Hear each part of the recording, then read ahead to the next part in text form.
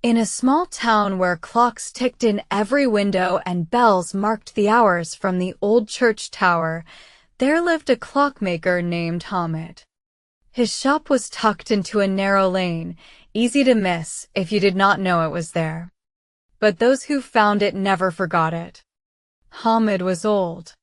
His hands were gnarled and slow, but they moved with a precision that younger hands could not match. He repaired timepieces, not made them new, but repaired them. Pocket watches brought in by grandchildren of the original owners. Wall clocks that had hung in the same farmhouse for 60 years. Brass mantel clocks engraved with names and dates and small dedications. A young apprentice named Yusuf had recently begun working beside him. Yusuf was quick and clever, and he grew frustrated with the slowness of repair work. One evening, as Hamid carefully fitted a tiny spring back into a watch that had not run for 12 years, Yusuf asked, "Why do you bother with all this? These clocks are so old. Why not just make new ones and sell them? You would earn far more." Hamid set down his tools and held up the watch. On its back, engraved in small neat letters, were the words, "To my son on his wedding day, with all my love."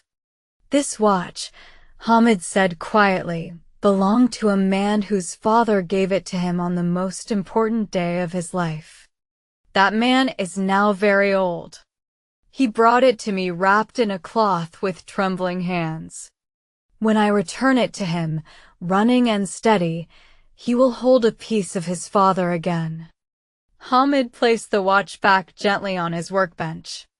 "New clocks tell time," he said. "Old clocks carry it." Yusuf fell silent. He watched more carefully after that. He noticed how each customer who brought in an old clock always told a story with it. A mother's clock, a grandmother's watch, a gift from someone long gone. He noticed how Hamid listened to every story before he touched the clock, as though the story was part of the repair. He noticed, too, that Hamid sometimes refused payment from customers he could see were struggling, elderly people, mothers with small children, farmers with worn clothes. Yusuf never said anything about this.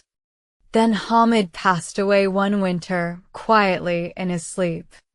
When his family and the townspeople came to honor him, they discovered something extraordinary. In a small ledger Hamid had kept for over 30 years, there were records of every clock he had repaired for free for families who could not afford his fee. There were hundreds of entries. Not once had he spoken of it to anyone. The whole town wept. A clock he had repaired years ago still ticked in the window of the poorest family on the street. A watch he had restored for nothing hung around the neck of a woman whose husband had given it to her on their anniversary, before he died. Yusuf stood in the empty workshop for a long time, looking at the tools laid neatly on the bench. Then he understood what Hamid had been trying to teach him all along. The work was never about the clocks. It was always about the people.